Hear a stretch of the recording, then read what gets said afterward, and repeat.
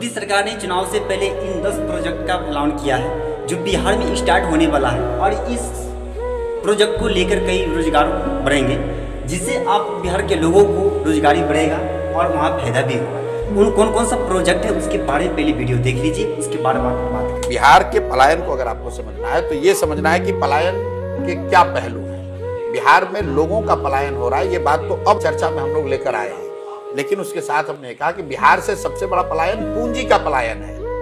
बिहार से क्या आपको मालूम है कि बैंकों से हर साल 2.5 लाख करोड़ रुपया यहाँ से ट्रांसफर किया जाता है, जो आपका हमारा पैसा है। यह अडानी अंबानी का पैसा नहीं है, बाहर के किसी उद्योगपति का पैसा नहीं है। बिहार के लोग जो पैसा अपना बैंक में यहाँ जमा करते हैं, हर साल बिहार से 2 से 2.5 लाख करोड़ रुपया बैंक वाले दूसरे राज्य में ट्रांसफर करते हैं, जो कि नियम के खिलाफ है। क्योंकि नियम यह है कि बैंक में जितना पैसा जो जहां रखता है वहां 70% पैसा बैंक को वापस ऋण के तौर पर देना है, बिजनेस के लिए, कृषि के लिए, रोजगार के लिए, घर के लिए, गाड़ी के लिए। तो बिहार में देता ही नहीं है। तो पहली बात हम लोग ये कह रहे हैं कि इस पूंजी के पलायन को रोका जाएगा और ये बैंकों का एकाधिकार नहीं है। बजाबता मुख्यमंत्री के चेयरमैनशिप में कमेटी है जिसका काम है ये देखना कि CD रेशियो 70% रहे। मतलब 100 रुपया अगर बिहार के लोग बैंक में जमा कर रहे हैं तो कम से कम 70 रुपया बैंक वापस ऋण के तौर पर दे।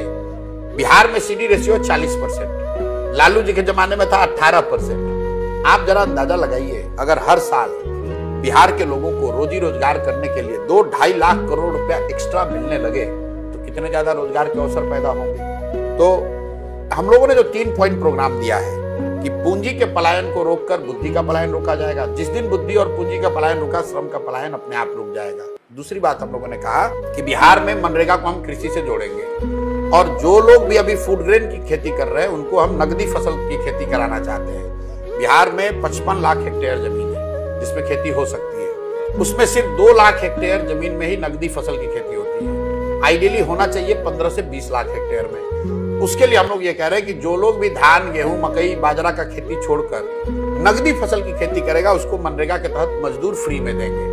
उससे जो खेती से जुड़ा हुआ मजदूर है जो पलायन कर रहा है वो जाना बंद हो जाएगा। आप गांव देहात में जाकर देखिए लोग क्या कर रहे हैं। एक और लोग जा रहे हैं मजदूरी करने पंजाब, दूसरी ओर गांव का किसान कह रहा है कि मजदूर नहीं मिल रहा है। ये क्यों हो रहा है? क्योंकि मजदूरों को यहाँ पर मजदूरी नहीं मिल रही है। एक और आप मनरेगा में 40% का आपका यूटिलाइजेशन है, 60%